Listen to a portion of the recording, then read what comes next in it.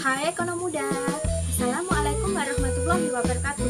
Sebelumnya, perkenalkan saya Silma Yusinta dari Prodi Manajemen Bisnis Syariah, kelas 3C. Video ini dibuat untuk memenuhi tugas nilai akhir mata kuliah Ekonomi Mikro Islam. Dalam video ini, kita akan membahas mengenai mekanisme pasar dalam Islam. Ingin tahu bagaimana pembahasan kita kali ini? Langsung aja kita ke pembahasannya.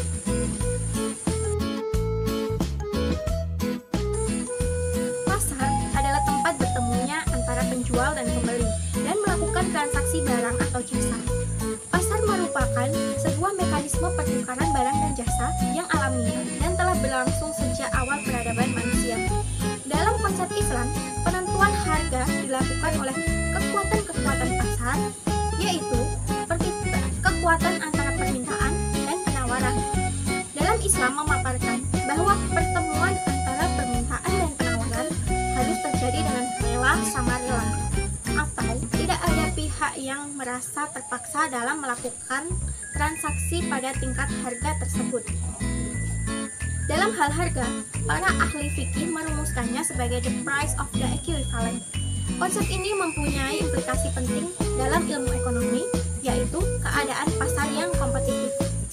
Harga keseimbangan antara permintaan dan penawaran. Semakin harga menurun, maka tingkat permintaan akan semakin tinggi. Namun, jika harga menurun, maka penawaran juga akan semakin menurun pula. Keseimbangan harga pasar hanya dapat dicapai apabila terjadinya persaingan secara sehat dan tidak terjadi monopoli, tidak ada riba, ikhtikar, dan jual beli yang merugikan. Dasar hukum mekanisme pasar yaitu penghargaan Islam terhadap mekanisme pasar berdasar pada ketentuan Allah Subhanahu wa Ta'ala bahwa perniagaan harus dilakukan secara baik dengan rasa suka sama suka. Hal ini sudah tercantum dalam Quran surat An-Nisa ayat 29. Agar mekanisme pasar dapat berjalan dengan baik, maka nilai moralitas mutlak ditegakkan. Secara khusus, nilai moralitas yang mendapat perhatian penting dalam pasar adalah persaingan yang sehat, kejujuran, keterbukaan, dan keadilan. Berikutnya adalah peranan pemerintah dalam mengawasi mekanisme pasar. Untuk lebih menjamin berjalannya mekanisme pasar secara sempurna, peranan pemerintah sangatlah penting.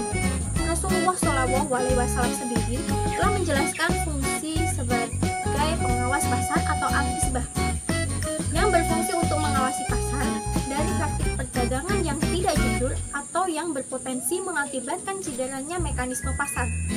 Kemudian, pemerintah dapat melakukan intervensi pasar hanya apabila keadaan keseimbangan merasa diganggu.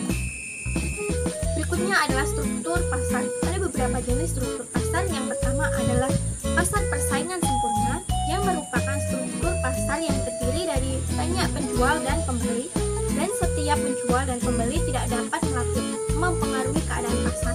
Contoh pasar ini adalah pasar tradisional, pasar modal, pasar uang, dan bursa efek. Yang kedua adalah pasar persaingan tidak sempurna. Ada beberapa jenis pasar persaingan tidak sempurna, yaitu yang pertama pasar monopoli, yaitu suatu bentuk pasar di mana pasar tersebut dikuasai oleh satu pihak yang memiliki kuasa lebih. Contoh pasar ini adalah Pertamina, PLN, PDAM, dan lain-lain. Yang berikutnya kedua adalah pasar oligopoli. Pasar yang terdiri hanya ada beberapa perusahaan yang mempunyai ukuran dan modal yang relatif besar.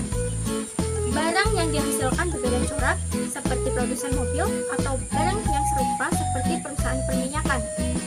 Contoh pasar ini adalah pasar semen, pasar mobil, dan pasar konter.